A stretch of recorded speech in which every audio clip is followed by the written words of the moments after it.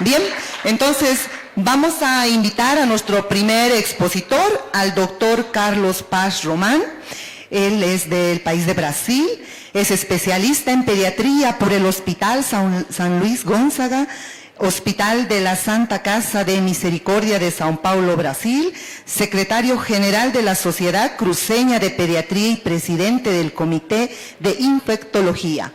Él nos va a hablar sobre las lesiones cutáneas en el recién nacido y el infante.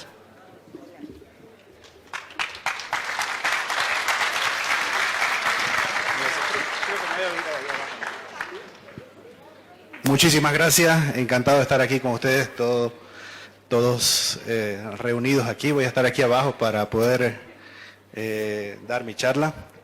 Felicitar a los organizadores de este congreso, a Cristian por la invitación y una vez más encantado de estar aquí, feliz. Por ese caso soy boliviano, ¿no? Estudié en el Brasil, tuve 15 años viviendo en el Brasil, hace 1 año y medio que estoy en Bolivia, ¿no? Y estoy aquí para aportar, para compartir conocimiento, ¿no? Yo voy a hablar de lesiones cutáneas en el recién nacido y el infante. Si nosotros tenemos un neonato de 72 horas de vida que comienza con esas lesiones, ¿quién se anima a dar un diagnóstico de este paciente?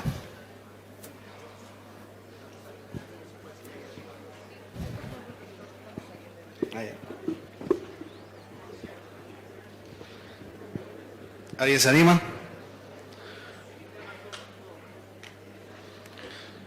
¿Eritema tóxico?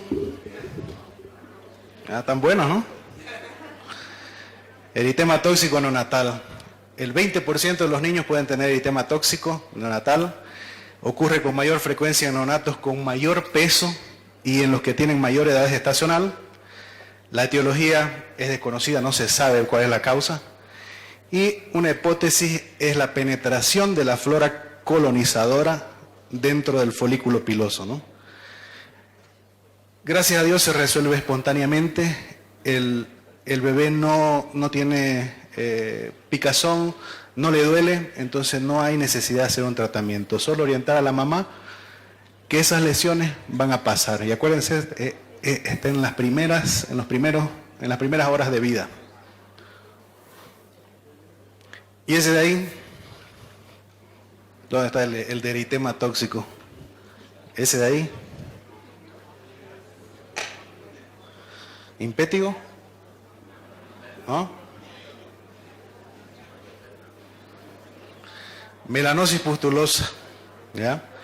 Otra cosa que es benigna, es transitoria, es menos común que el eritema tóxico, afecta a bebés de tez morena, a bebés con pigmentación oscura de la piel, aunque se describen en todos los grupos étnicos. En Brasil veíamos mucho estos cuadros de melanosis pustulosa, y si ustedes ven, las lesiones son, tienen un halo medio rojizo y estas pustulitas se disuelven solitas y quedan así como una cascarita, ¿no? Las máculas son de color rojo rojiza, como se ve allá a la izquierda. A veces pueden romperse y pueden persistir semanas y hasta meses, ¿ya? Es diferente del eritema tóxico. A veces pueden estar presentes al nacer también, ¿no? Entonces hay que tener mucho ojo. El diagnóstico es clínico, es al ver.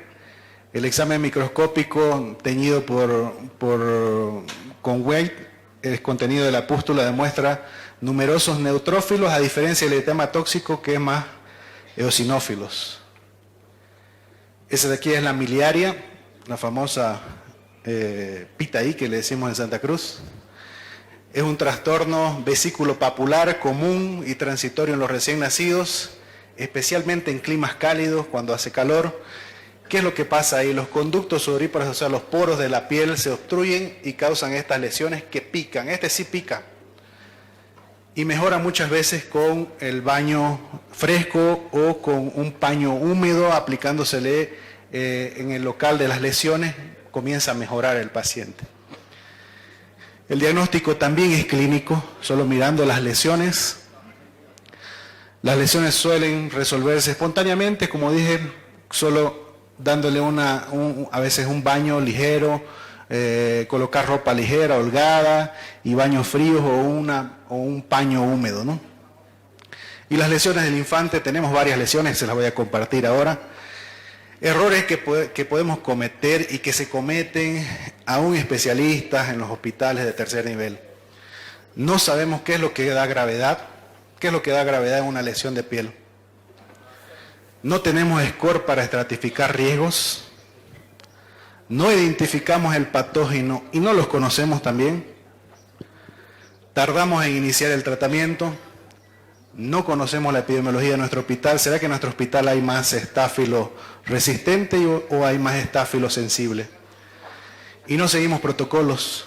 Por eso estamos aquí, para poder compartir protocolos también y hacer protocolos en nuestro país, ¿no? Infecciones de piel y de partes blandas, todo eso vamos a ver ahora, un resumencito. Quizás vamos a hacerlo más rapidito y ver imágenes, ¿ya?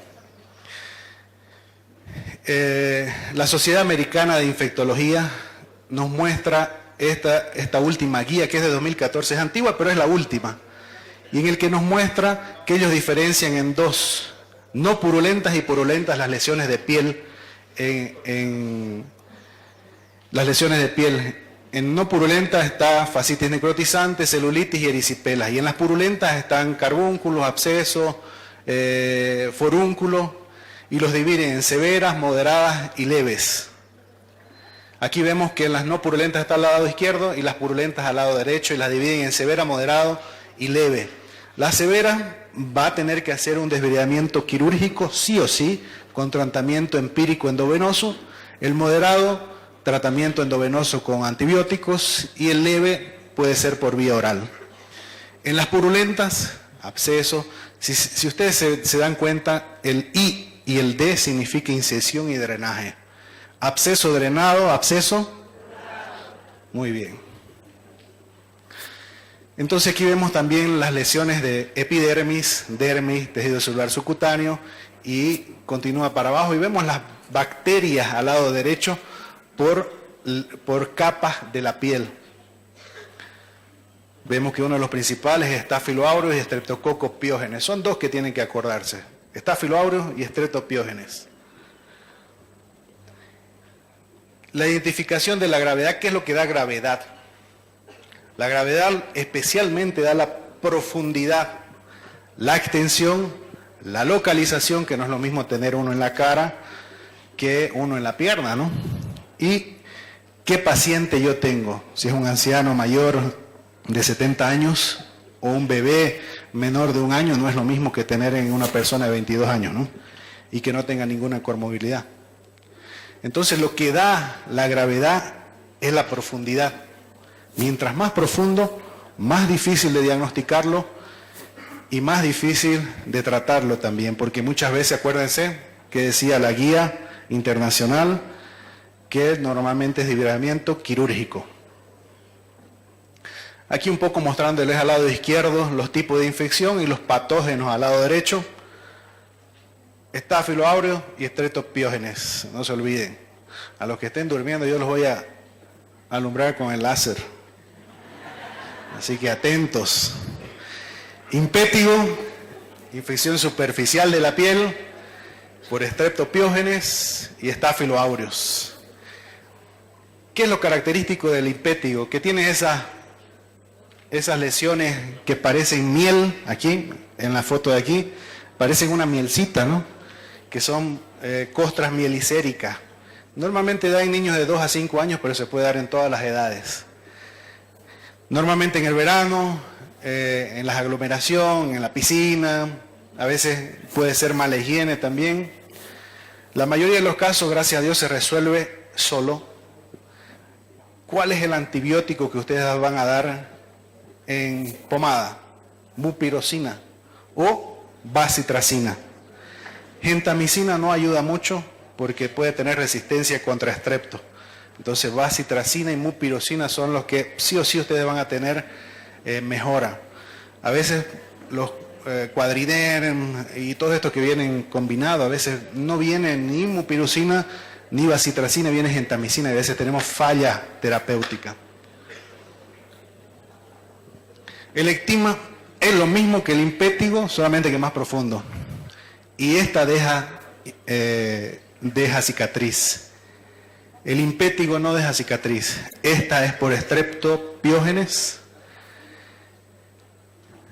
Si la lesión no mejora, hay que pensar en alguna vasculitis o enfermedad de Behçet. Acuérdense que la enfermedad de Behçet son las lesiones en boca y en lesiones genitales, ¿no?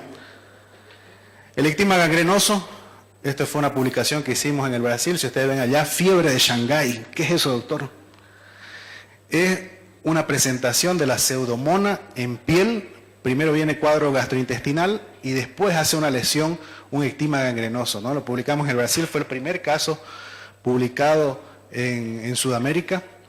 ¿Qué es lo que causa? Una área de necrosis. Son pacientes que son sanos, nunca han tenido nada, y son pacientes, imagínense estos bebés que comienzan a caminar, comienzan a gatear, y a veces el agua está mojada, o a veces en la misma bañera se refriega, porque la pseudomona la tenemos en casa. La pseudomona es esa que está cuando hay una bañera o alguna cosa y parece una mucosidad, esa es la pseudomona.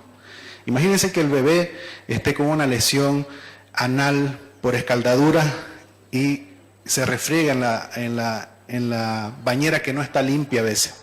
Eso hace que la pseudomona ingrese a veces por vías por la piel y cause estas lesiones. Si ustedes ven esa lesión, doctor, no me asusta, no parece fea, pero es profunda, parece una quemadura de cigarro. Este bebé tuvo una enteritis por pseudomona con una lesión gigante, una peritonitis por ruptura del intestino por pseudomona. Casi se nos va. Me acuerdo que este paciente, su papá era ingeniero y allí en el Brasil le llegaba con los artículos publicados en inglés y nos decía, doctor, es lo que ustedes dicen, es fiebre de Shanghái, nos mostraba artículos. Entonces prepárense porque los papás de hoy a veces saben más que el especialista. Erisipela, infección de piel más superficial que la celulitis, como lo ven ahí. Tiene señales flogísticas de la piel con bordes bien delimitados, cambio en la textura de la piel, en la apariencia de la piel, hinchado, brillante, arrugado, y el principal agente es el piógene, ¿ya? Entonces es más superficial que la celulitis. La celulitis, como ven ahí en la imagen, no tiene bordes delimitados, mal definidos, puede ser por Staphylo aureus o por streptopiógenes, por anaerobios también después de haberse dado una mordedura. Las lesiones que no tienen borde pueden ser más profundas y puede afectar la hipodermis, ¿no? Ahí está la diferencia de celulitis y erisipela. Y el tratamiento, antibiótico sistémico bioral por 7 a 14 días puede ser.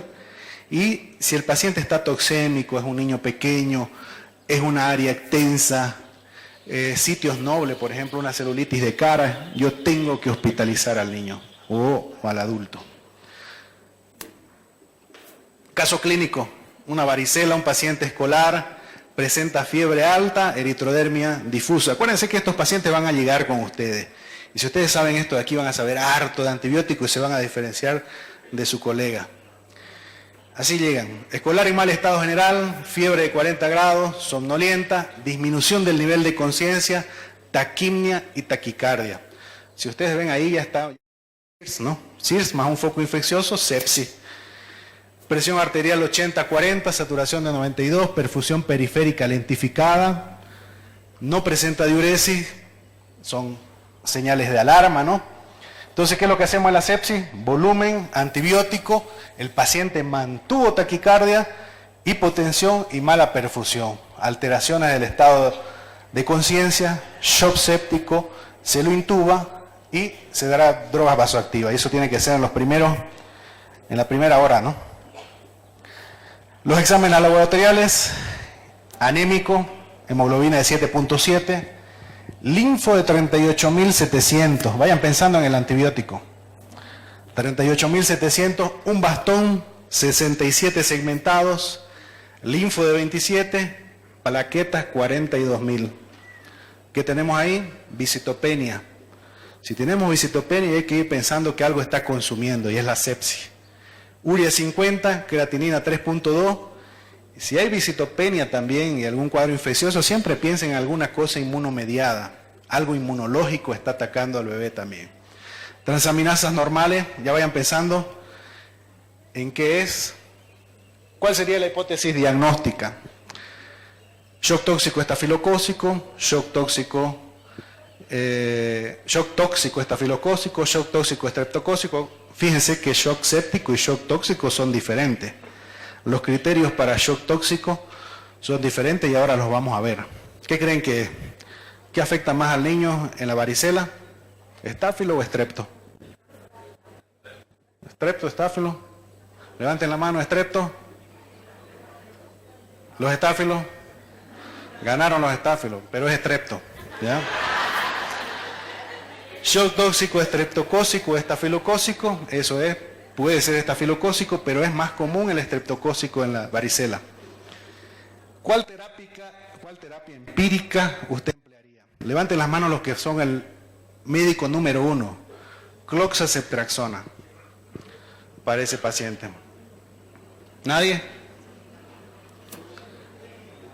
¿Quién sería el médico número 2? Penicilina, cloxacilina y clindamicina. Hay unas manos levantadas, unas 15 manos levantadas. Cloxa, clinda y banco. Paciente choqueado, grave, no van a tener una segunda oportunidad. Y el número 4, también algunas levantadas. Ceftriaxona clinda. ¿Por qué ceftriaxona? El doctor está con alteración del estado de conciencia. Tenemos que cubrir el sistema nervioso central. ¿Por qué clinda, doctor? Cuando hay exfoliación de la piel, cuando hay lesiones de piel, especialmente varicela, clindamicina ayuda a inactivar toxina. Acuérdense siempre, inactiva toxina, ayuda a evitar el efecto Eagle o el efecto inóculo. Busquen en sus celulares, efecto inóculo para que lo lean después, que ocurre por los estreptococos. ¿Cuál es la posibilidad de la enfermedad causada por Streptopiógenes ser resistente a penicilina? Acuérdense, todos sus pacientes que le llegan, doctor, estoy con una amigdalitis por Streptopiógenes, no mejoró con amoxicilina, y ahí le cambian. ¿Será que hay necesidad de cambiar? ¿Será que hay resistencia del Streptopiógenes? ¿Qué es lo que dicen los estudios los últimos 50 años? No existe resistencia del Streptococcus pyogenes para penicilinas. Si no mejoró con amoxicilina su amigdalitis por Streptopiógenes, no es bacteria. Puede ser virus. Hay algunos virus que pueden parecer infección bacteriana, ¿no? Y el Staphylo aureus, por eso es importante que estudien en cada hospital cuál es su resistencia. ¿Cuál es la resistencia de Staphylo aureus en Bolivia? ¿Será que tenemos que entrar con vancomicina? ¿Será que tenemos que entrar con cloxacilina? ¿Será que es mejor cloxacilina? ¿Será que aumenta las chances de muerte entrar con vancomicina? ¿Será que aumenta las chances de muerte no colocar vancomicina? Eso vamos a aprender hoy. 5 a 40% la resistencia de Staphylo aureus para las penicilinas. Cloxacilina y meticilina es penicilina, ya es lo mismo. Entonces, si es resistente a cloxa o a meticilina, todos los betalactámicos se van. ¿Qué quiere decir eso, doctor? Penicilinas, cefalosporinas y carbapenémico. El otro día estaba en el hospital de niños y me dice un pediatra, más de 20 años de experiencia: doctor, tenga orgullo de nosotros. El paciente era un Staphylo aureus resistente a cloxa. Entonces yo le puse ceftriaxona, me dijo. Acuérdense que una vez resistente a cloxacilina, pierde toda la familia de los betalactámicos. ¿Qué pasó con ese paciente? Perdió la movilidad porque hizo una lesión en el músculo que desgarró. Entonces, ¿quién es el culpable? No saber y no estar en esta clase. El Staphylo aureus en 1900, letalidad 80% antes del surgimiento de la penicilina. En 1940 surge la penicilina, reducción de la mortalidad, y eso es lo que a veces adquirimos o nos dejaron nuestros antepasados, ¿no? Todo era antibiótico. Todo era antibiótico, porque si antes se morían por un uñero, ¿no? Después del uso de la penicilina, todo el mundo se salvó. Ya sabemos ahora que especialmente las infecciones de vías superiores, el 90% son de origen viral y no necesitan antibióticos. En 1950 aparece ya la resistencia a la penicilina, ¿no? Acuérdense que penicilina no es lo mismo que la cloxacilina, que es una penicilina semisintética. En 1960 se introduce la meticilina por la resistencia a la penicilina. Entonces no es lo mismo que diga resistencia a penicilina que resistencia a cloxacilina, ¿ya? Porque cloxacilina es superior a peni. Y aparecieron los MRSA en Reino Unido. Sacamos antibióticos, sale la resistencia. Entonces las bacterias están adelantadas a nosotros. Aparece también ese gen MEG-A, que es una PBP mutada, que es resistencia a los beta-lactámicos. Acuérdense que los beta-lactámicos, ¿quién conoce un beta-lactámico? La penicilina. La penicilina. En USA y en Australia, aumento de los MRSA de la comunidad, porque antes solo había meticilino resistente intrahospitalario, pero en 1990 aparece el resistente que viene de la comunidad, ya no en el hospital. En 1996 aparece en Japón el vancomicina intermediario para Staphylo aureus, y en el 2002 aparece en Estados Unidos el Staphylo aureus resistente a vancomicina.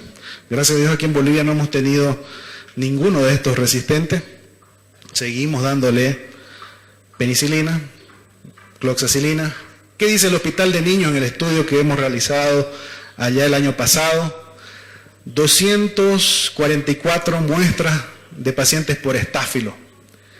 Nos dan un 19.3% de estáfilo resistente de la comunidad. ¿Para qué nos sirve eso?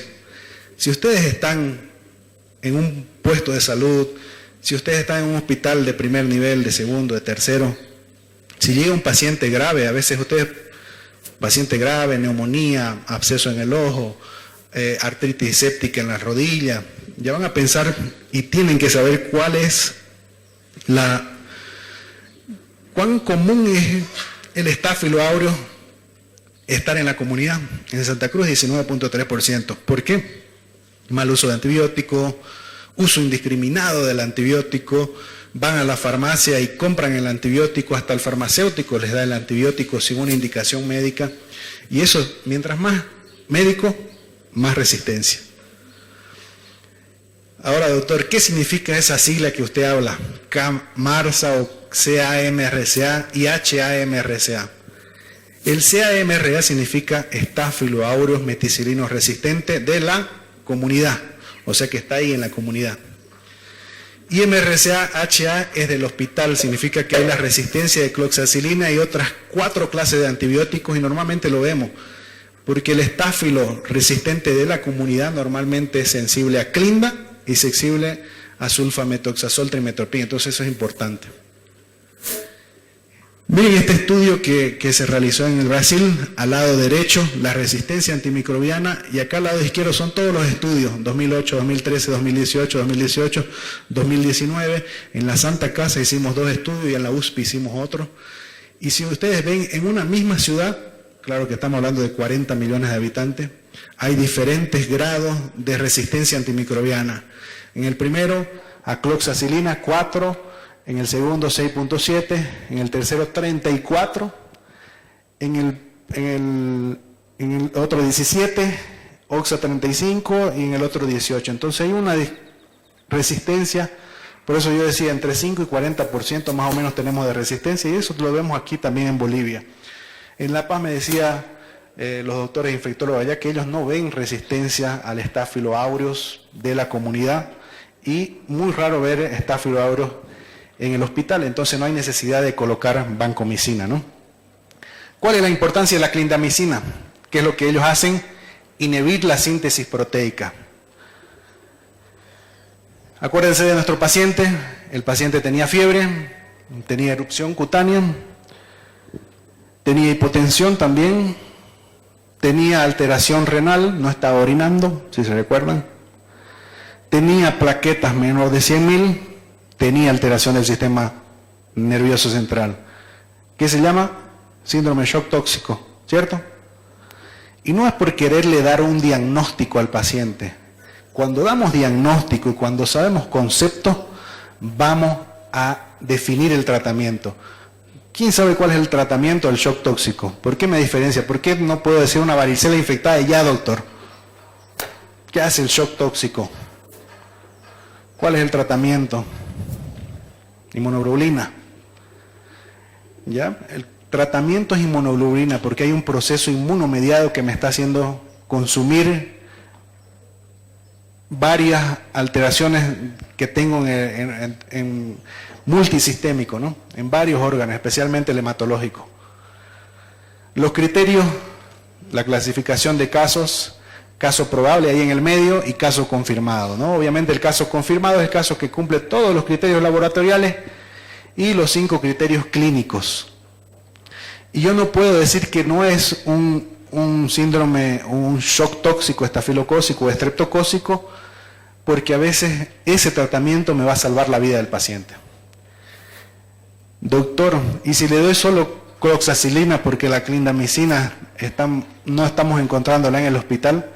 ¿Qué es lo que pasa? Si ustedes ven allá, expresión de virulencia, son las enzimas que producen virulencia y vemos ahí que la cloxacilina aumenta esos factores de virulencia. Pero cuando yo uso clindamicina o linezolid, yo disminuyo eso. Entonces, ¿por qué, doctor, no solamente le damos clinda? ¿Clinda es bactericida o es bacteriostático?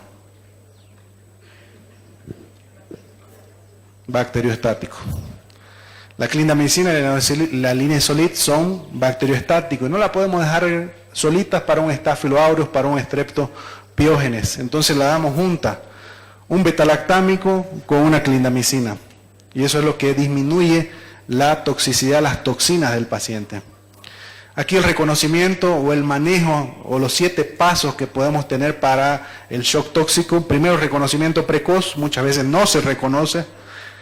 El volumen, el soporte respiratorio, las drogas vasoactivas, desbridamiento quirúrgico si es necesario, antibiótico adecuado, a veces considerar cobertura para estáfilos resistentes en lugares donde hay aumento de la resistencia. Clindamicina y inmunoglobulina son importantes, disminuyen las toxinas y la inmunoglobulina ayuda a que el sistema inmunológico no se fagocite. Buscar otro foco, racionalizar antibióticos, aumentar el índice de sospecha. ¿Por qué racionalizar antibióticos? A veces el antibiótico que nosotros damos le fregamos más el hígado, le fregamos más el riñón. Entonces es importante reducir eso. Y considerar profilaxia en el shock estreptocócico. Este es un artículo publicado en el que nos dice que la administración de inmunoglobulina reduce la mortalidad de 33.7% al 15.7%, o sea, la mitad disminuye la mortalidad iniciando inmunoglobulina. ¿Cuál es la importancia de la inmunoglobulina? Aplicarla y decidir a colocarla en el momento adecuado, porque si perdemos el timing de la inmunoglobulina, doctor, le dimos inmunoglobulina, igual se murió, perdiste el timing, te atrasaste en el diagnóstico. Este artículo también nos muestra que habían 143 niños con bacteremia por MRSA.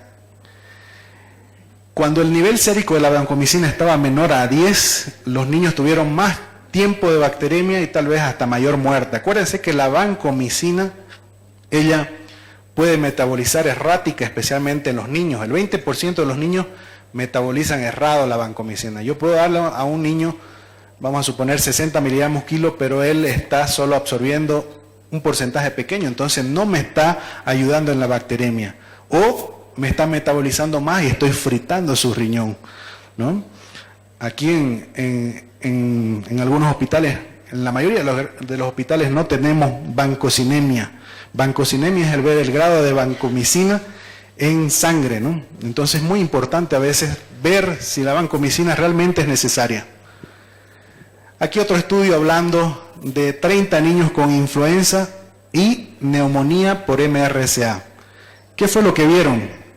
Cuando colocaban solamente la vancomicina, tuvo mayor mortalidad del 69.2% versus 12.5% que fue vancomicina más otro antibiótico, que puede ser clindalinezolid o la ceftarolino. Ceftarolino es una cefalosporina de quinta generación. Síndrome de piel escaldada, sabemos que es una presentación vesículo-ampollar. Este es un paciente que murió en el hospital de niños. Normalmente es por Staphylo aureus. La falta de anticuerpos protectores contra las toxinas exfoliativas, las cepas de Staphylo aureus también que producen estas toxinas, la función renal inmadura, mayor dificultad en el cargamiento de las toxinas y mayor cantidad de hemaglutina 1 hacen que pueda ser posible la piel escaldada en niños pequeños. Comienza con una infección a veces distante, si se fijan las axilas están afectadas, el cuello, la boca, causa lesiones exfoliativas. En el periodo neonatal, acuérdense, la zona umbilical o la zona del pañal puede estar afectada también. Nos llegó hace unos meses atrás nuestra población le pone de todo a veces en el ombligo, ¿no? Le ponían unas verduras, no sé qué, le ponía aquí en la barriga y hizo una lesión, una piel escaldada y el paciente se murió, porque esto mata rápido. A veces llegan al hospital ya tarde, no se puede hacer nada, entonces es muy importante que ustedes observen. El signo de Nikolsky es ese que está ahí. Cuando yo aprieto la piel, miren cómo se desgarra o se quiebra la piel, entonces es señal de Nikolsky positivo, señal de que puede haber un estáfilo o un estreptococo causando alteración y lesiones de la piel, y ahí es cuando tengo que colocar la clindamicina, porque inactiva la toxina y disminuye esa lesión de piel que tengo. Los sitios de las lesiones dependen de la edad. En neonatos, acuérdense, periumbilical, y en los niños, extremidades, lo más cerca, pueden ser afectadas las extremidades, ¿no?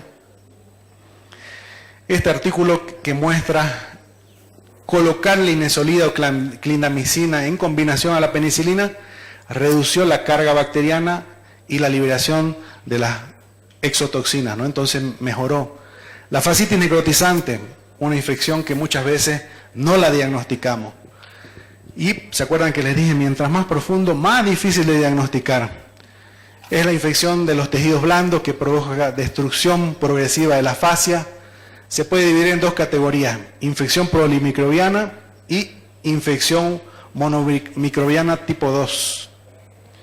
Los síntomas iniciales son fiebre, dolor, el dolor que va empeorando, edema en el local muchas veces, y a veces no tienen poca visibilidad de la lesión. Les voy a mostrar cómo una lesión que no parece una lesión fue una fascitis necrotizante, ¿no?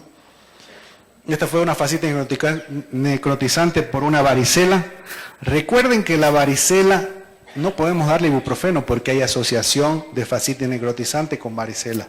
Esta es una foto seguida por la doctora Tita. Paciente súper grave, pero gracias a Dios se fue sanita y con todos sus miembros.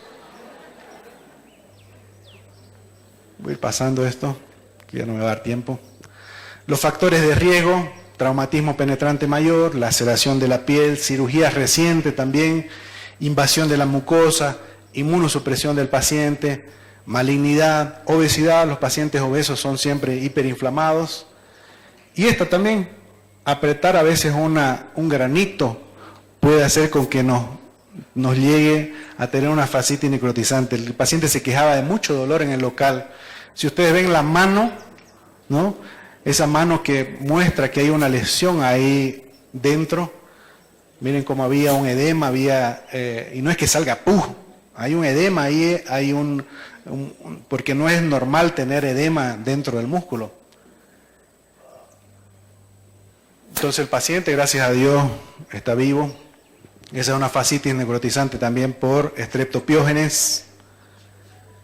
El diagnóstico de la fascitis necrotizante: clínico, cualquiera de nosotros puede hacerlo y lo debería hacer. Dolor, toxemia, edema. El laboratorio, hemograma, PCR, CPK también es un marcador importantísimo el aumento de la CPK porque hay lesión muscular y lesión de la fascia. Exámenes por imagen, rayos X, ecografía, tomografía y a veces hasta resonancia magnética.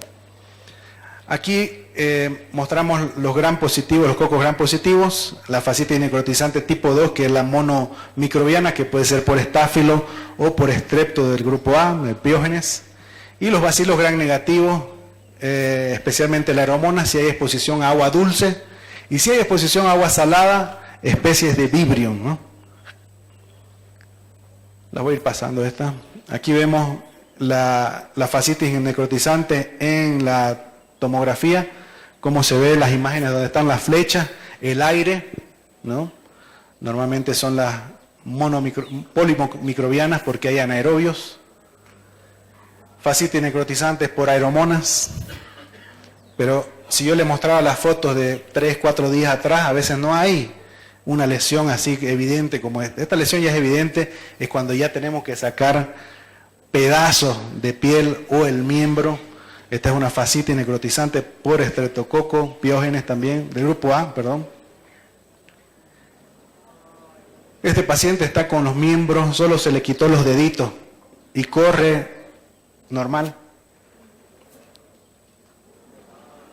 El mismo paciente. Fascitis por bacterioides. ¿Vieron? A veces la lesión está chiquitita y después hay que sacar grande cantidad de piel porque llegó a la fascia. Cuando llega a la fascia no hay barreras, se puede ir hasta donde él quiera. Entonces, ¿qué tenemos que hacer? El tratamiento, especialmente el tratamiento consiste en la exploración quirúrgica temprana, aunque el cirujano diga, no, insístale que vaya. Y cuando tengan la duda de que hay algo más profundo, insístale que haya un desbridamiento, aunque sea que abra y cierre, pero que vea. Junto con la terapia empírica de amplio espectro y apoyo hemodinámico, este estudio es excelente porque muestra que la ausencia de desbridamiento causa una mortalidad de ¿cuánto? 100%.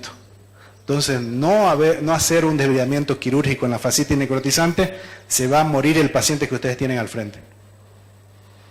Los antibióticos, penicilinos, cefalosporinas, asociados a clinda o al linezolid, ese es el principal mensaje. Usar en las dosis máximas para edad, dosis altas. Tiempo de 10 a 14 días, va a depender de la lesión y del paciente y del desbridamiento quirúrgico. Aquí mostrándole, voy a ir pasando esto porque ya me queda poquito tiempo. Aquí un caso clínico y con esto acabo. Caso clínico, niño de más o menos 7 días de evolución que inicia con pústulas en el dorso de la nariz, que la mamá le puso unas hierbas y unos barros. Tenía fiebre, dolor en la rodilla izquierda con dificultad la deambulación, medicado con paracetamol sin mejoría, cuadro se exacerba con aumento de volumen, secreción purulenta y dificultad para la apertura ocular izquierda, además de alteración del sensorio. Entonces tenía una lesión de piel, tenía una puerta de entrada, tenía una infección y una alteración ya de la conciencia. Los exámenes complementarios, infiltrados retículogranulares, con derrame pleural laminar también. Eso empeoró en la evolución del paciente con una neumonía. Acuérdense de estos pacientes porque llegan así, lesión de piel, neumonía, no es un bicho común, ¿no? Al ingreso la tomografía es un video donde muestra que no hay mucha alteración, pero sí se ve algunas alteraciones. No tengo el puntero para... Pero veo en la segunda cómo prácticamente no hay cerebro ahí, ¿no? Edema, hemorragia. Este paciente creció un estáfilo áureo, si ustedes ven, se aísla estáfilo áureo en cultivo de sangre, o sea, en el brazo. ¿Sensible a qué? ¿Es un MSSA o un MRSA? Un MSSA, ¿no? Entonces yo puedo darle las penicilinas, la cloxacilina. Igual en la secreción de rodillas creció un Staphylo aureus, el mismo Staphylo aureus sensible a cloxacilina. Acuérdense en el estudio que vimos, dar vancomicina aumenta las chances de mortalidad. Entonces lo que yo voy a dar es un beta-lactámico, ¿no? Una cloxacilina. Si el paciente tiene alteración del sensorio, tenemos que dar un medicamento que ayude o que llegue al sistema nervioso central, entonces podemos utilizar la ceftriaxona. ¿Qué le darían al paciente? Ya saben, ¿no? Ya pasaron la clase ya. Ceftriaxona clinda, ¿ya? Clindamicina, porque ella es sensible y ella ayuda a disminuir las toxinas, ayuda a disminuir también la síntesis proteica, ayuda también a penetrar mejor, es la que mejor penetra, 40% de la clindamicina penetra a hueso, penetra a lesiones más profundas, y la ceftriaxona tiene buena circulación. Entonces los antibióticos no se recetan por si acaso. Es el paciente que todo el hospital le dijo a la mamá, se va a morir, despídase, pero ahí lo vemos, sano. ¿Cómo evitar errores? Y con esto acabo. Gravedad está asociada a la condición del huésped y a la profundidad de la infección. Identificar el patógeno y solicitar cultivos. Siempre soliciten cultivos. Seguir todos los pasos para el diagnóstico y conocer los patógenos que ustedes tienen en cada región. Las conclusiones: las infecciones necrosantes de tejidos blandos con repercusión sistémica son siempre una emergencia quirúrgica. El diagnóstico es principalmente clínico. Siempre se considera el uso de la clindamicina y la inmunoglobulina en el shock tóxico severo. Muchas gracias.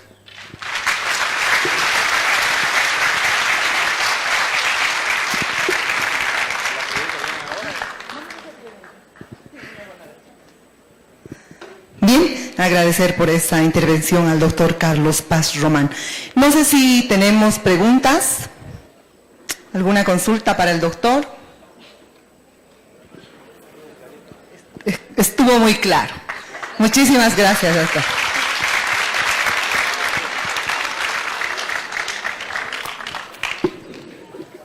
Bien, para continuar entonces vamos a invitar a la doctora Ingrid Guzmán Cabrera. Ella es especialista en pediatría del Hospital San Luis Gonzaga de Brasil, miembro de la Sociedad Brasilera de Pediatría. Ella nos va a hablar sobre mitos y realidades sobre la alimentación en el menor de 2 años.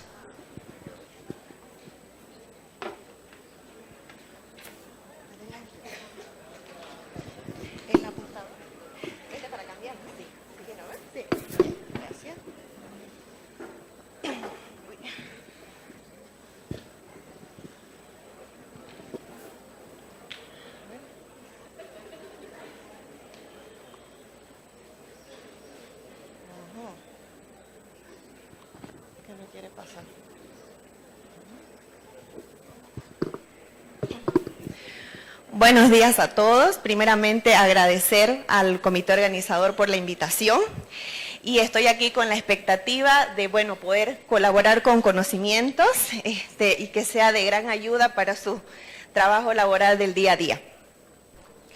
El tema que ahora les voy a tocar es un tema muy importante que es sobre la alimentación en los niños menores de 2 años. Y aquí vamos a tocar 2 pilares fundamentales que siguen la alimentación de nuestros niños, que es la lactancia materna y la alimentación complementaria. Y como dice, alimentación complementaria a la lactancia materna, y eso es algo que quiero reforzar durante toda la charla. La lactancia materna debe ser exclusiva hasta los 6 meses de edad y esta es una recomendación de la Organización Mundial de la Salud, de UNICEF y de muchas instituciones y sociedades de pediatría a nivel internacional. y complementada, o sea, asociada a la alimentación complementaria hasta los 2 años o más.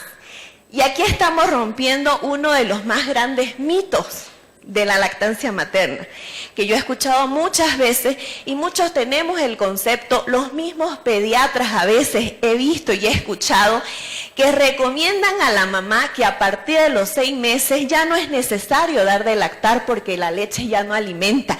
Y ahí caemos en un gravísimo error, porque se ha demostrado que la leche materna se adecúa a las necesidades de los niños, ¿no? Conforme a su crecimiento.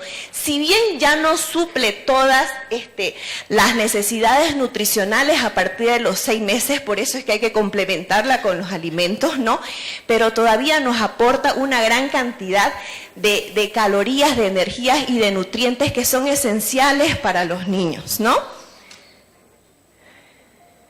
Hablando un poco sobre la tasa mundial de lactancia, es alrededor del 40% de forma exclusiva en menores de 6 meses. Aquí en Bolivia nosotros tenemos de las tasas más altas de lactancia materna exclusiva en menores de 6 meses, alrededor de 60.4% y una duración de 18.8 meses. O sea, eso es realmente un gran logro para nuestro país. Y una lactancia materna a los 12 meses de edad de 63.8%.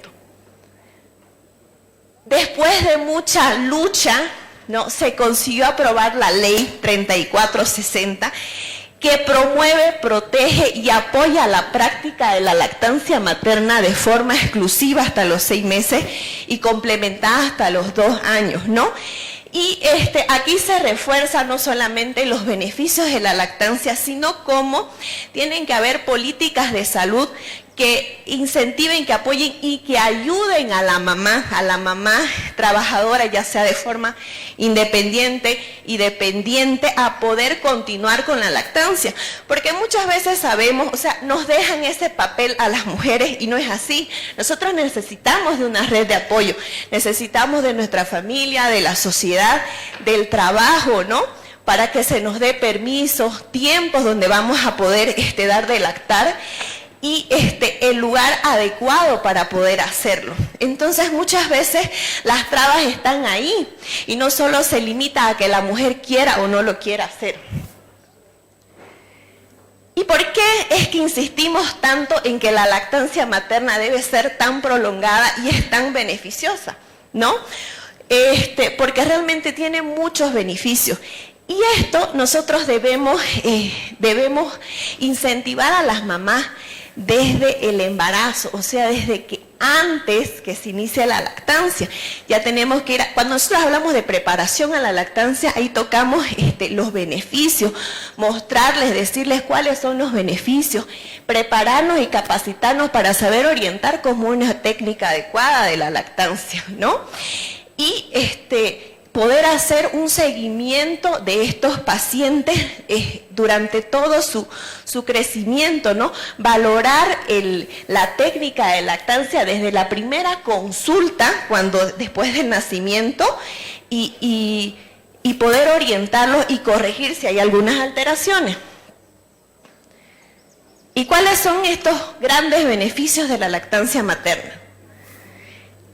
Estudios, hay infinidad de estudios hablando sobre lo que son los beneficios de la lactancia y son muchas organizaciones que apoyan, la Organización Mundial de la Salud, UNICEF, sociedades como la Academia Americana de Pediatría, la europea, la boliviana, la brasilera. Entonces no cabe duda que realmente tiene un impacto muy importante. ¿Y cuál es su principal impacto?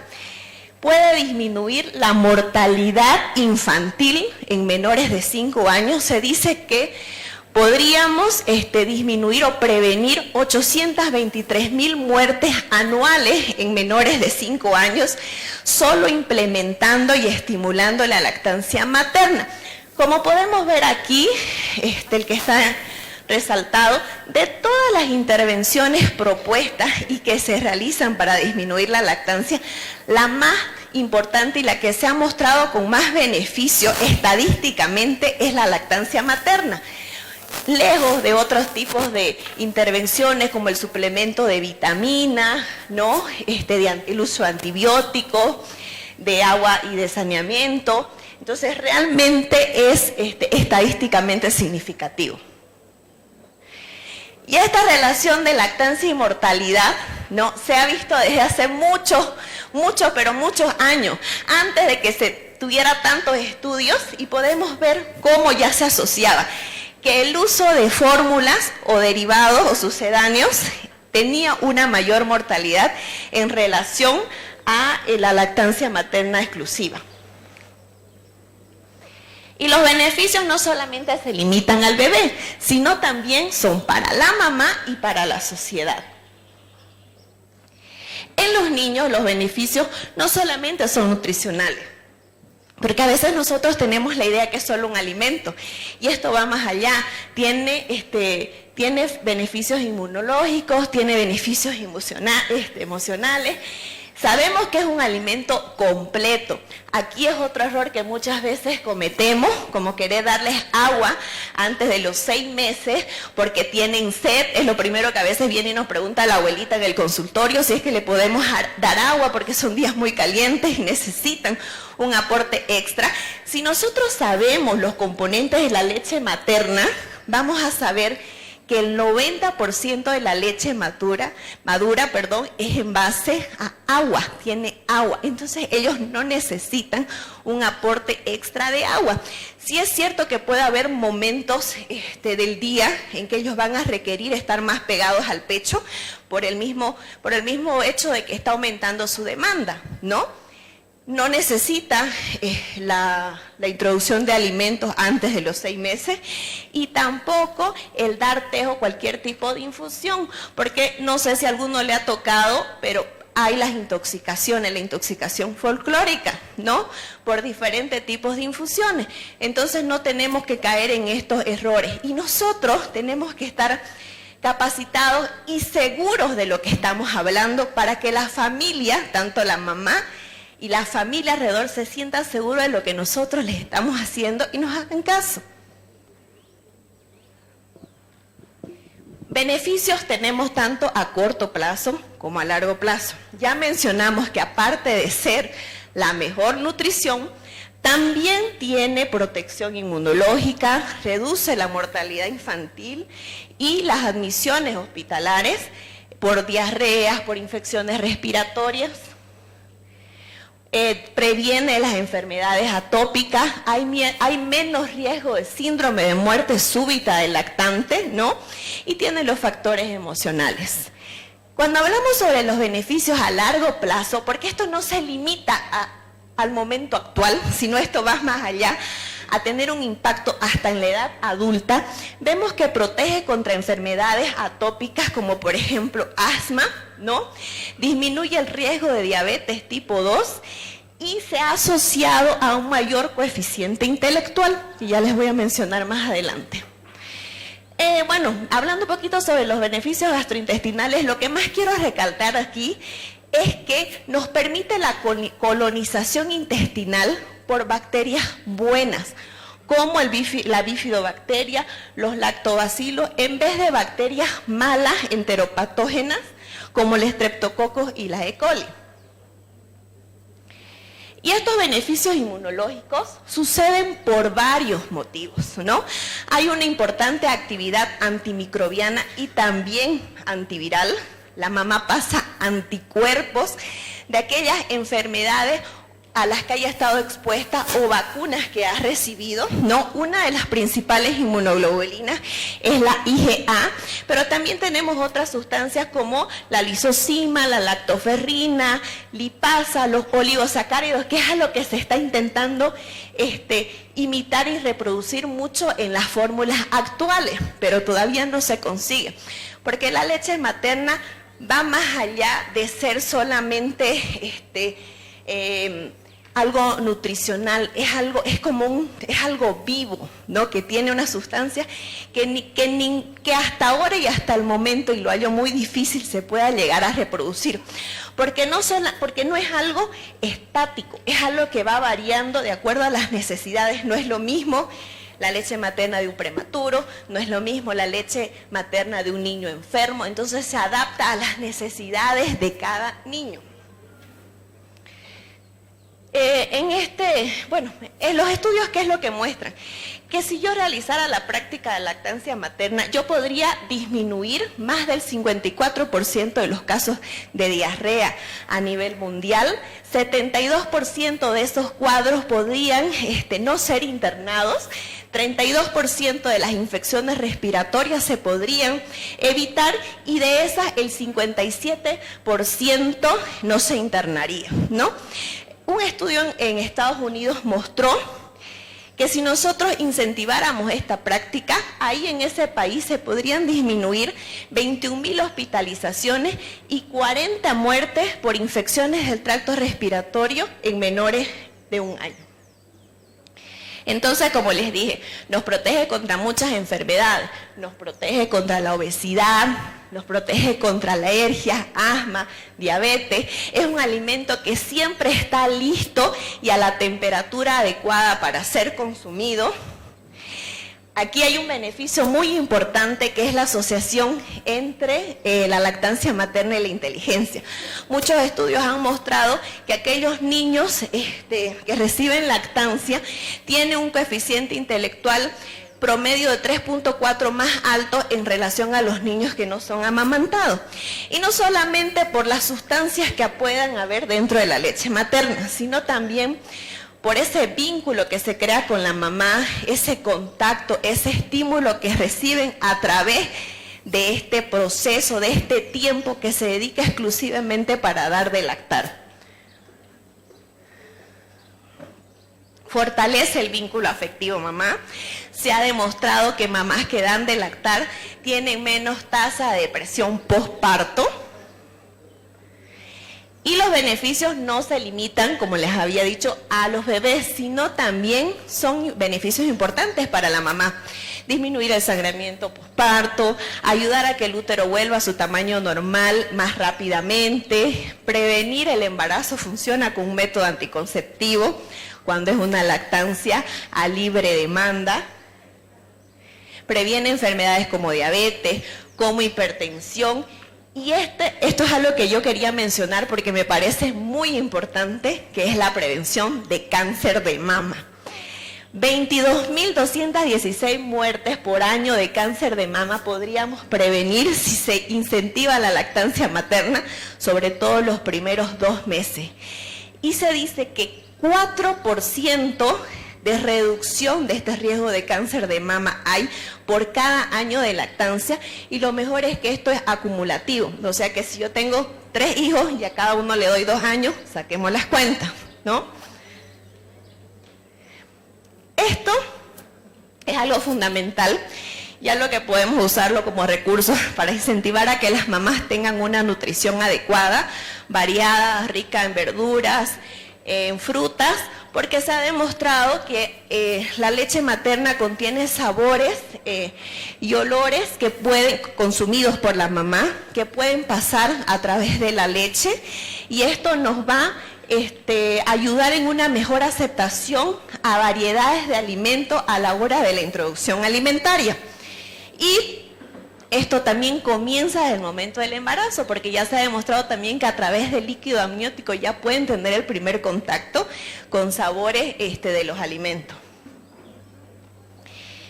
Y bueno, ¿quién amamanta con la mujer? Yo les había hablado sobre la red de apoyo. Para que una lactancia sea exitosa, nosotros necesitamos del apoyo de la sociedad, de los hombres, de los padres de familia, de las familias, de los medios de comunicación, de los trabajos, de los profesionales de salud, ¿no? Y de leyes y políticas. Todos son esenciales para conseguir una lactancia materna exitosa. No podemos dejarle solo ese papel a las mamás. Aquí lo que me gustaría, y me gustaría que esto realmente, si es que todavía no lo hacen, es cambiar ese chip y mostrarles dos conductas que favorecen mucho el inicio de una lactancia exitosa, como es el apego precoz, que no es más que el contacto inmediatamente después del nacimiento, obviamente si el bebé no los permite, ¿no? Que el primer contacto con ese bebé no sea una servocuna, no sea el pediatra, no sea el médico que los recibe, sino sea la misma mamá. Porque este apego precoz no solamente favorece la lactancia materna, sino también estabiliza la temperatura de los recién nacidos y hace que esa transición de la vida intrauterina a la extrauterina sea más fácil de adaptarse, ¿no? Y incentivar la lactancia materna dentro de la primera hora de vida. Es la hora de oro, ¿no? Se ha mostrado estadísticamente que iniciar la lactancia durante esta primera hora de vida es una práctica protectora de la lactancia, sobre todo para poder establecer y mantener una lactancia exclusiva en los meses posteriores, ¿no? Y no olvidarnos la importancia de recibir el calostro. El calostro que se considera las primeras vacunas del recién nacido, ¿no? Es considerado oro líquido por las tantas sustancias importantes que en ningún momento de la lactancia se van a encontrar, como son esos primeros 3 a 5 días de vida. A ver si este video lo puedo pasar. Aquí lo que les quiero mostrar en este video es una mamá que está en una cesárea, ¿ya? Y en lo que muestra el reflejo de búsqueda. Y esto es lo que nosotros tenemos que aprovechar, este estado de alerta que los recién nacidos presentan dentro de esta primera hora, ¿no? Y aprovechar para facilitar la lactancia, ¿no? Porque después algunos entran como que en un sueño profundo y es más difícil ponerlos al pecho. Y aquí lo que quiero mostrar es cómo, miren, esa bebé está chupando. Este es un bebé que no debe haber tardado más de 15 minutos en agarrar el pecho, mientras que el lado están terminando la cirugía. Entonces, para que sepan y vean que es posible realizar el apego precoz, tanto en partos como en cesárea, y que realmente es efectivo y que se puede conseguir, porque creo que la gente ni lo considera. Y lo que muchas veces hacemos es separar a la mamá del bebé.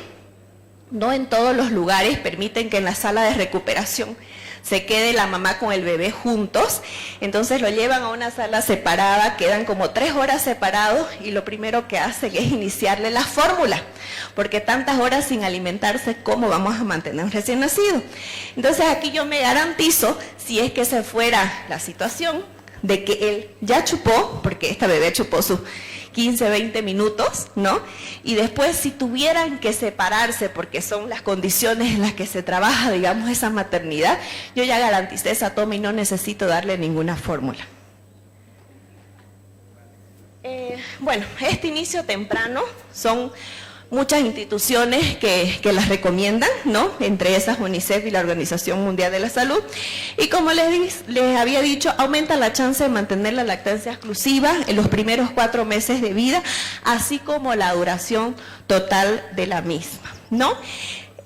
Aquí lo que podemos ver es que las tasas de inicio temprano de lactancia, que llegan alrededor del 50%, son más altas en parto que en cesárea, y vemos que no hay ninguna imposibilidad con hacerlo con las cesáreas, ¿no? Es cuestión de trabajar en conjunto. A los ginecólogos de aquí para allá no les afecta en nada que nosotros realicemos el apego precoz.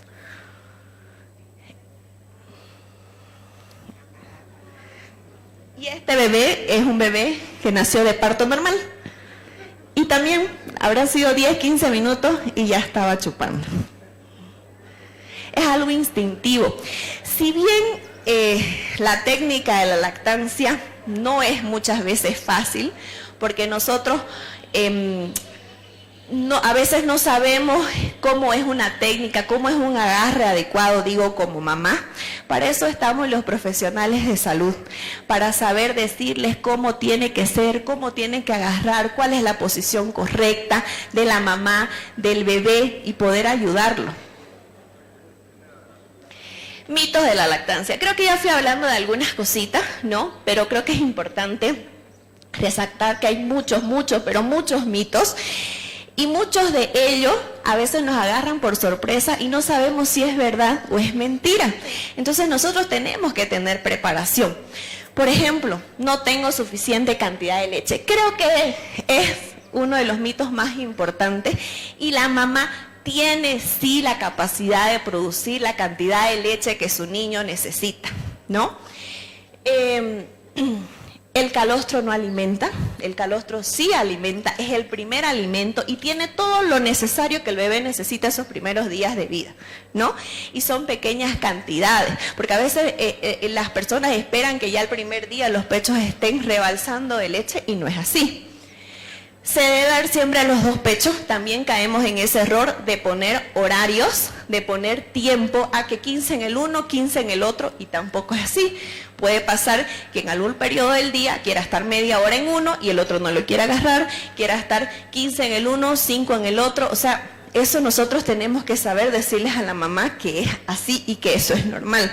Y que cuando ellos quieren estar más frecuentemente haciendo tomas, por algún motivo puede ser, y no necesariamente porque haya bajado la producción, sino también existen los famosos brotes de crecimiento, ¿no?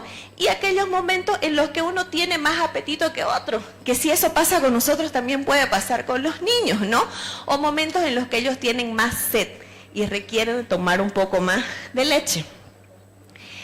Tengo mastitis y lo que se me orientó es suspender inmediatamente la lactancia. Ese es un error gravísimo porque se ha mostrado que más bien la lactancia, la extracción de la leche por ese bebé favorece el descongestionar los pechos y que si llegan a necesitar algún tipo de antibiótico, la gran mayoría son compatibles con la lactancia. Yo he visto y he tenido casos en los que el ginecólogo les ha dicho, tu solución es suspender la lactancia, y no es así.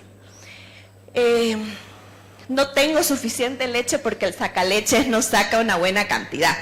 Otro gravísimo error, no es parámetro el extractor de la cantidad de leche que una mamá puede producir, peor los primeros días de vida, así que no nos basemos en eso. Y no puedo tomar ningún medicamento dando pecho. Ya les voy a mostrar, quizás muchos ya lo saben, algunas páginas de referencia para nosotros poder orientar a esas mamás si pueden o no pueden darle lactar con esos medicamentos. Si me quedo embarazada, ¿puedo o no puedo dar de lactar? Sí, exactamente. Este es uno de los mitos grandísimos, me ha tocado vivirlo con algunas pacientes que le dicen que desde el momento en que dio positivo la prueba se corta la lactancia y no es así.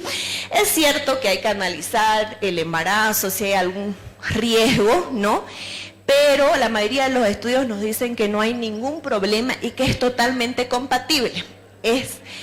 No hay peligro ni para el bebé que viene en camino, que está en formación, ni para el niño que está amamantando. Sí puede haber algunos cambios en el sabor de la leche, ¿no?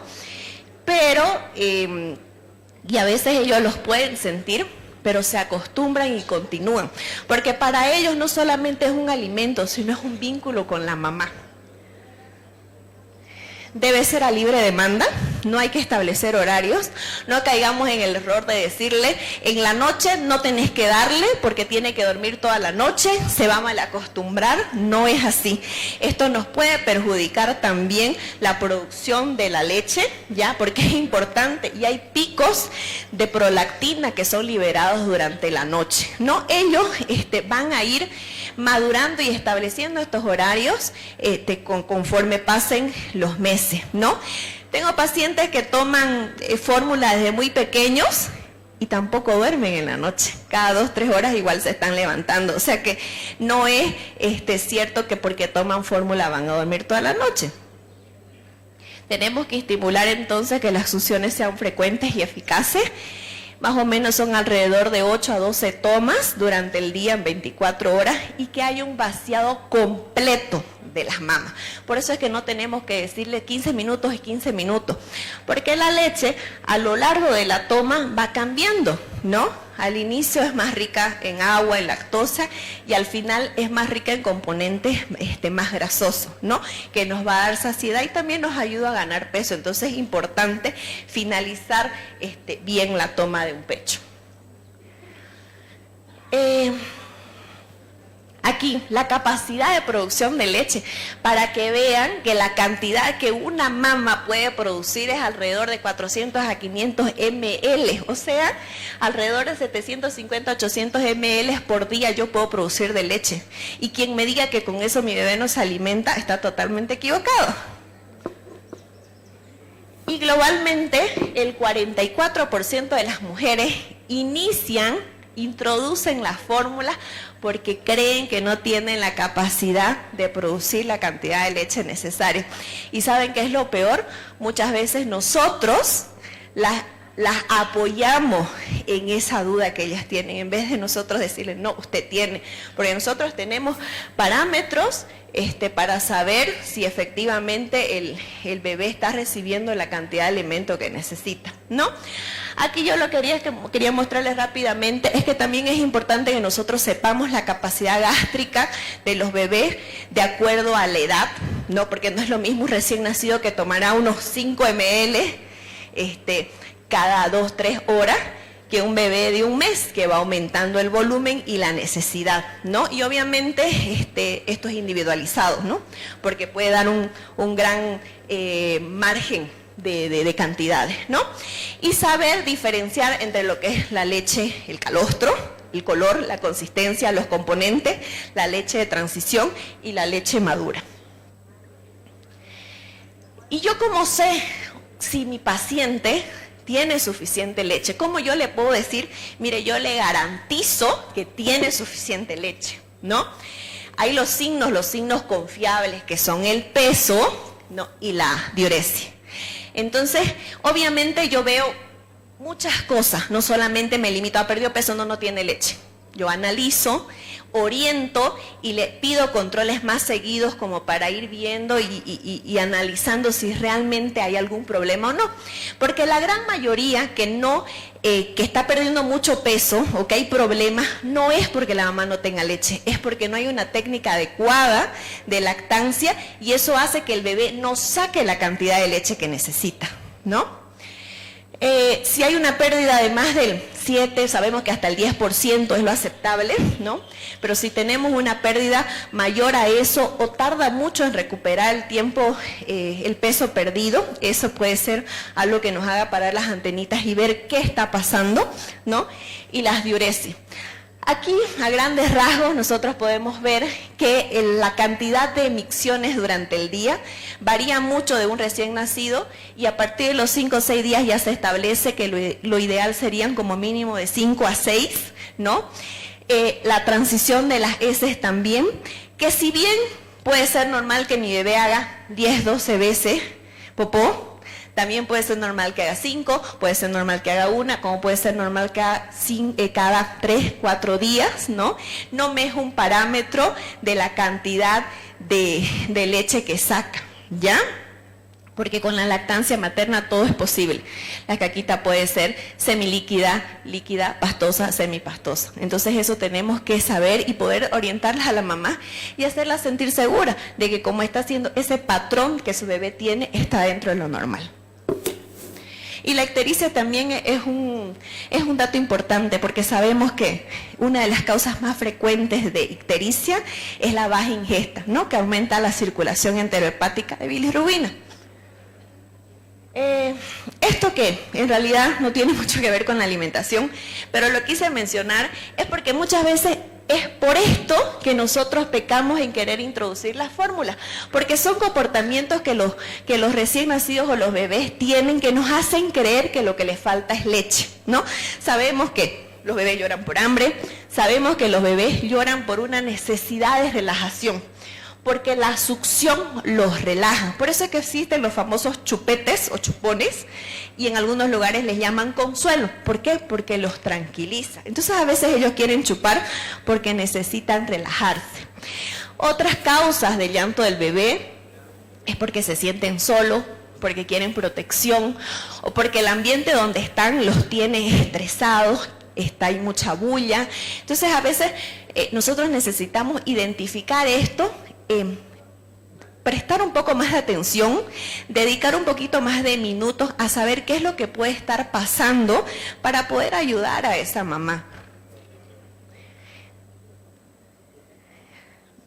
La lactancia materna sí es posible en gemelos, y la mamá sí tiene la capacidad de alimentar a 2 bebés y de producir la cantidad de leche necesaria para esos 2 bebés y dar de forma exclusiva. Obviamente demanda mucho tiempo, es de mayor sacrificio, por eso es que necesitan más ayuda. Y también podemos hacer lo que se llama la lactancia en tándem, tanto como continuar la lactancia durante el embarazo, como poder alimentar a 2 niños al mismo tiempo. Obviamente dar prioridad al recién nacido, ¿no?, que él está con la alimentación exclusiva solamente por leche materna, ¿ya? Y para que sepan, el cuerpo pues es tan maravilloso que él se adapta, y la leche que produce es para el recién nacido. Todas las características, todo lo que necesita es para él, pero también el niño más grandecito lo puede recibir sin ningún problema. Cuando hablamos de leche de vaca, ya, quería mencionarlo porque sí es cierto que en algunas ocasiones, a veces por bajos recursos, porque las mamás tienen que volver rápido a trabajar y no tienen las condiciones de dar una fórmula, o no reciben la orientación de cómo hacer su propio banco de leche, ¿no?, acaban recurriendo a la leche de vaca.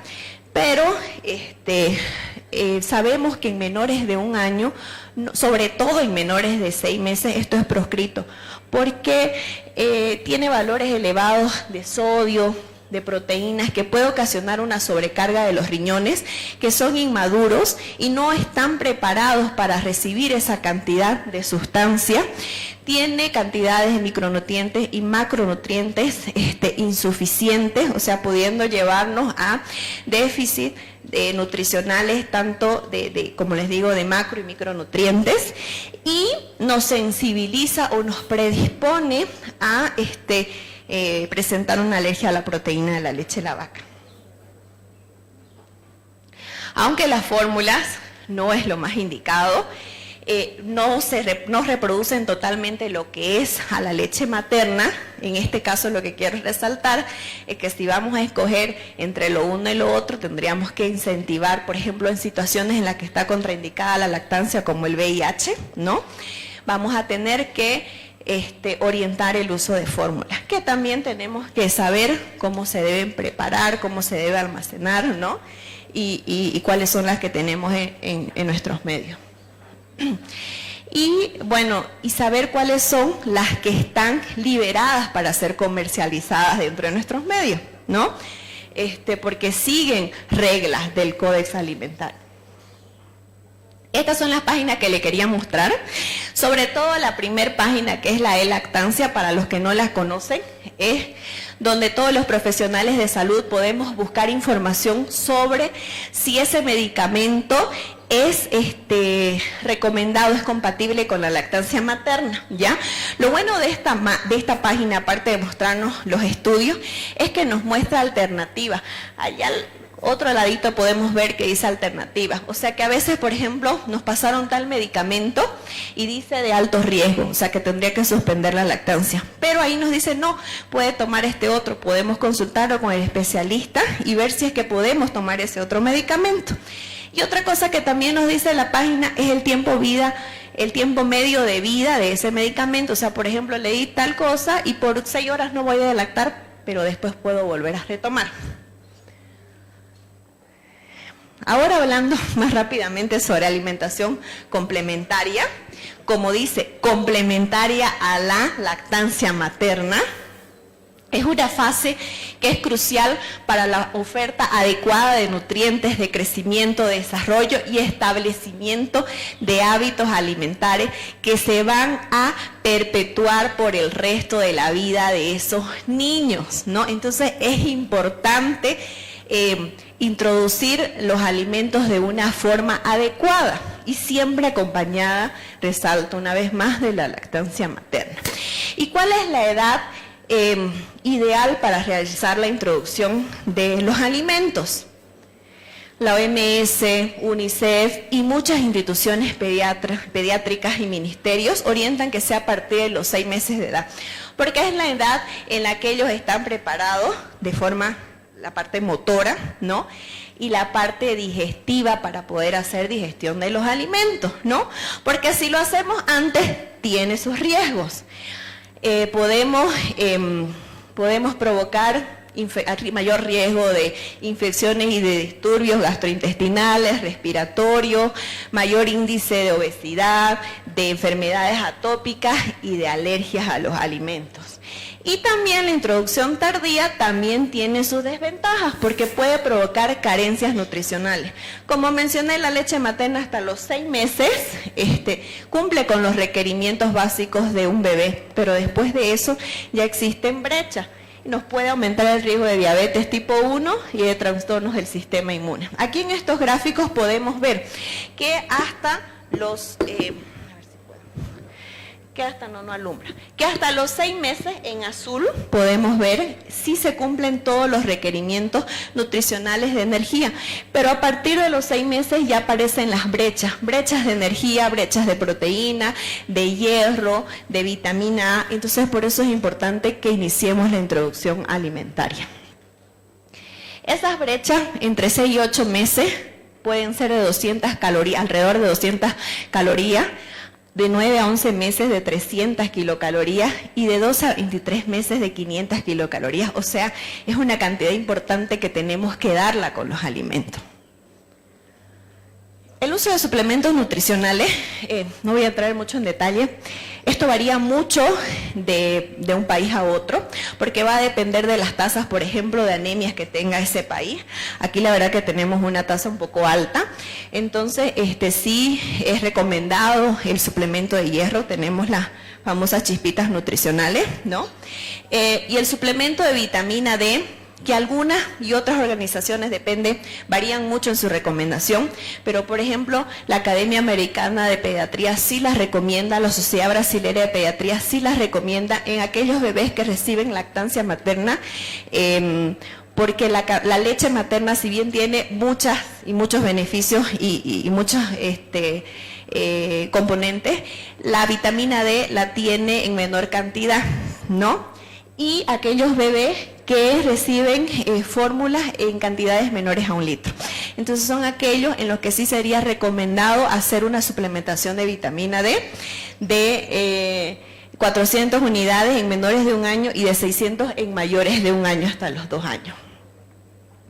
Sobre estadísticas, rápidamente, más de 150 millones de niños son de bajo peso, 51 millones, son de bajos de estatura para la edad, 51 millones de bajo peso, 41 millones tienen sobrepeso. O sea, todas estas estadísticas nos muestran la importancia de tener una alimentación adecuada. Y no solo se limita al crecimiento en estatura y en peso, sino también es importante para el desarrollo cerebral, porque al nacimiento el bebé tiene un volumen cerebral en torno a 1/3 de lo que va a ser en la vida adulta, ¿no? Y ya al año podemos ver que es un 70%. Entonces, ese volumen alcanzado al final del primer año de vida es un importante indicador de inteligencia. Por eso es que se necesita que reciba todos los nutrientes adecuados, ¿no? Para poder ese niño poder alcanzar todas sus aptitudes al máximo esplendor. Debe ser una alimentación variada que incluya todos los grupos alimentares. Cuando hablamos de grupos alimentares, podemos hablar de 7 grupos.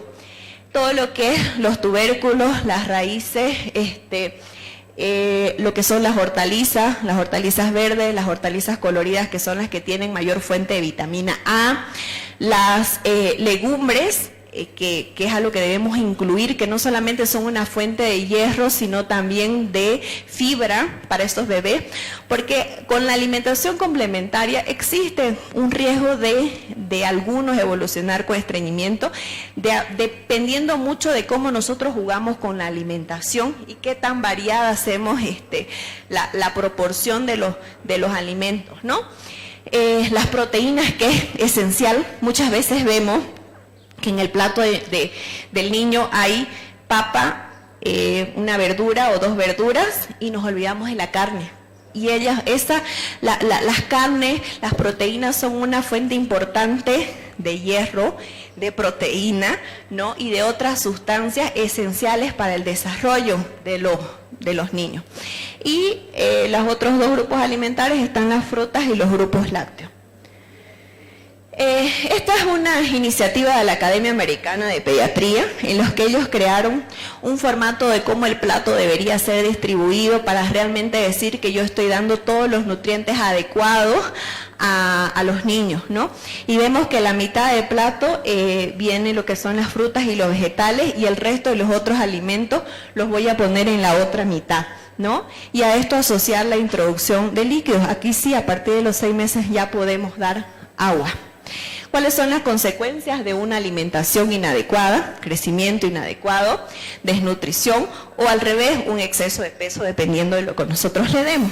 Carencias de micronutrientes o lo que se llama hambre oculta, porque a veces vemos que está bien, está ganando peso, está creciendo, pero a veces tiene algunos déficits como vitamina A, como el hierro, ¿no?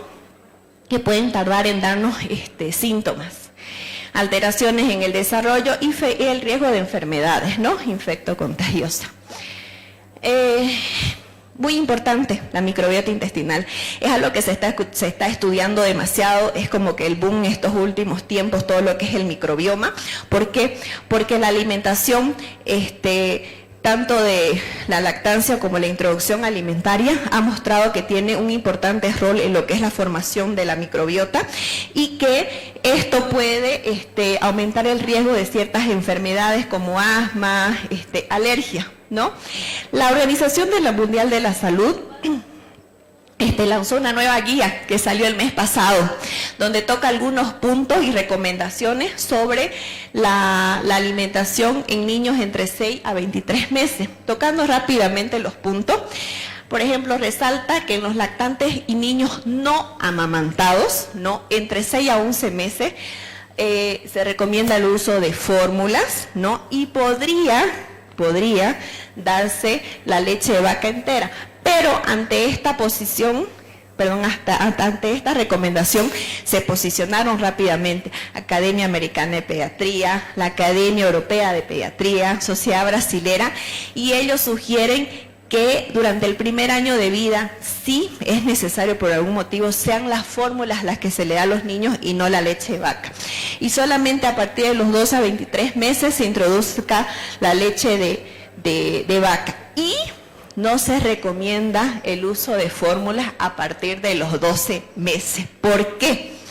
Porque es un consumo, puede ser que haya un consumo excesivo de energía, un uso prolongado de mamadera, perjudicar el establecimiento del hábito alimentar, ¿no? Porque como es una sustancia más pesada, nosotros a veces por dar la fórmula los niños acaban comiendo menos, ¿no? Entonces eso disminuye la frecuencia de la alimentación y una mala calidad de la dieta. El consumo de alimentos no saludables debe ser evitado, alimentos azucarados, sal en menores de 1 año, azúcar después de los 2 años, ¿no? Los edulcorantes. A veces tenemos la idea que por no darle azúcar y darle edulcorante es la recomendación, lo que se debería hacer, y no es así, porque también el edulcorante nos puede crear malos hábitos alimentarios porque es dulce, ¿no? Entonces no se recomienda, ¿no? Y sobre el consumo de jugos naturales, tampoco es recomendado, porque no es lo mismo comer una naranja, que yo como también la fruta, ¿no? Que un jugo de 4 naranjas, donde aunque sea natural, es un exceso de azúcar natural, ¿no? y estoy privando porque encima lo colamos y privo de las fibras que son importantes también para la digestión. Sobre las prácticas alimentarias, es importante que orientemos a las mamás y a los papás, evitar las distracciones como el uso de la televisión y de los celulares. Tenemos que tener una actitud tranquila, limitar los horarios de alimentación de 20 a 30 minutos, más de eso ya se convierte en un momento de estrés y los niños no van a comer. Saber que para que yo diga que para que ese bebé me acepte un alimento puede pasar de 8 a 15 exposiciones al mismo alimento, obviamente no seguidas, para que realmente lo acepte, ¿no? Y convertir los momentos de alimentación en prioridad que sean en familia. Permitir a los niños a que exploren los alimentos, porque ellos tienen que, esto nos va a facilitar, estimular la parte motora, las destrezas motoras finas, la parte sensorial, la degustativa, la autonomía, y dar alimentos variados, coloridos, e ir aumentando la consistencia gradualmente. Prohibido licuar los alimentos o procesarlos, ¿no? Porque estamos pasando de alimentación líquida a sólida. Entonces gradualmente vamos aumentando la consistencia y, como dije desde un inicio, que sea completa y variada con todos los nutrientes. Para finalizar, sobre la introducción de alimentos alergénicos. Creo que esta es una gran duda que nosotros tenemos. ¿Cuándo lo debemos hacer? ¿Cómo lo debemos hacer? ¿Ya? Primero tenemos que saber cuáles son esos alimentos, porque tampoco podemos pensar que va a tener alergia a todo, ¿no? Existen los alimentos como los huevos, los frutos secos, el pescado, los mariscos. La regla básica es, si yo decido, por ejemplo, por primera vez dar huevo hoy, ya sea de la forma en cómo yo se lo presente. Algunos recomiendan, por ejemplo, solo la yema y después la clara, porque la clara es a lo que tienen alergia. Algunos hacerlo en alguna receta, ¿no? O directamente ofrecerlo entero. Pero la regla es, si yo le doy hoy, yo no necesito darle mañana y pasado mañana el mismo alimento, sino que yo voy a esperar hasta 3 días para ver si ellos presentan alguna reacción alérgica, porque sabemos que las alergias pueden ser inmediatas, pero también pueden haber reacciones tardías, o sea que hasta 3 días después de haber consumido el alimento yo puedo presentar alguna reacción alérgica, y en este periodo de los 3 días yo no tendría que introducir un nuevo alimento como por ejemplo el pescado, ¿no?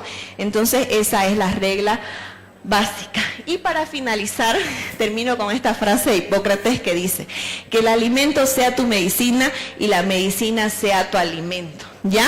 Que recordemos que nosotros somos lo que comemos.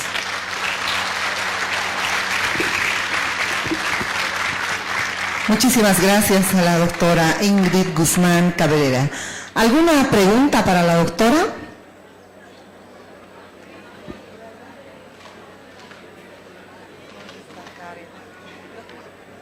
Por favor, ¿le alcanzamos el micrófono?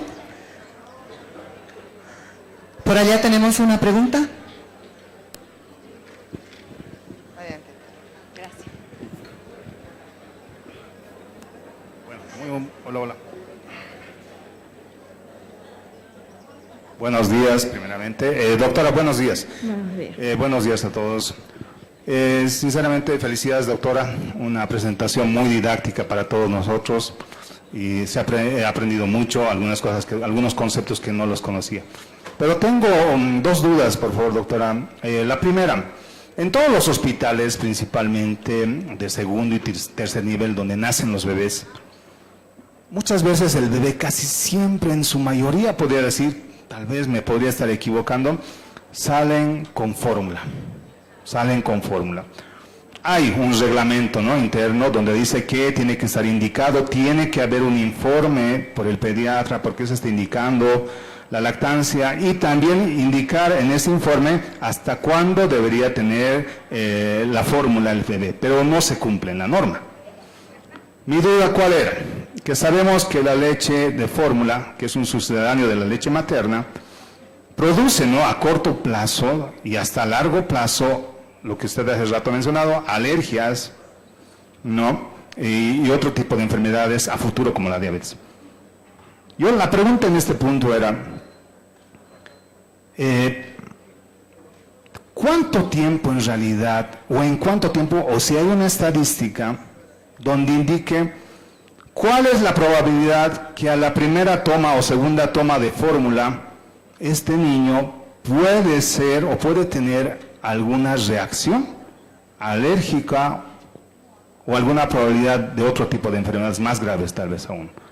Esa es la primera pregunta, doctora. La segunda, ayer en una de las disertaciones nos habían indicado en relación a la lactancia materna en una mujer que estaba embarazada nuevamente, pues que se debería cortar la lactancia por el tema de la elevación de la oxitocina a razón de la prolactina, ¿no?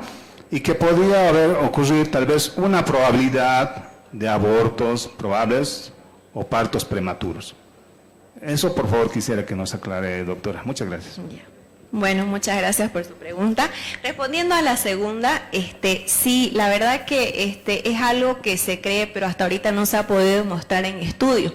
Porque no nos olvidemos que todo lo que nosotros recomendamos tenemos que demostrarlo en estudios, ¿no? Y no ha habido un estudio que diga que aumente el riesgo de partos prematuros o de abortos, ¿no? Es algo que si no se ha estudiado mucho, ¿ya? No se ha conseguido, como les digo, demostrar. Y en todo caso sería bajísimo el riesgo de que eso podría pasar, ¿no? Entonces lo que nosotros podríamos hacer es trabajar en conjunto con los ginecólogos, no tanto los pediatras como los ginecólogos, fomentar y apoyar la lactancia en este periodo, pero obviamente estar atentos y que la madre cumpla sus controles lo más estrictamente posible, ¿no? Pero en sí, a nivel mundial le puedo asegurar, OMS, UNICEF, la Liga de la Leche y muchas, pero muchas instituciones americanas y europeas recomiendan la lactancia durante el embarazo, ¿ya? Y sobre lo otro que me dijo de la alergia, sí le cuento que esa era hasta una de mis más grandes dudas, porque realmente últimamente he visto muchos casos de niños alérgicos a la proteína de la leche de la vaca. Ha aumentado mucho la incidencia, efectivamente por la introducción temprana de las fórmulas, y se dice que ya desde la primera toma, aunque sea una o dos tomas, ya podría haber una alta probabilidad, hasta 40% de evolucionar con alergia, obviamente teniendo una predisposición genética, ¿no? Porque sabemos que es alergio no el que quiere, sino el que puede, o sea, el que tiene esa predisposición genética y tiene los antecedentes en la gran mayoría familiares, ¿no? De los padres o de algún hermano con alergia a la proteína de la leche, ¿no?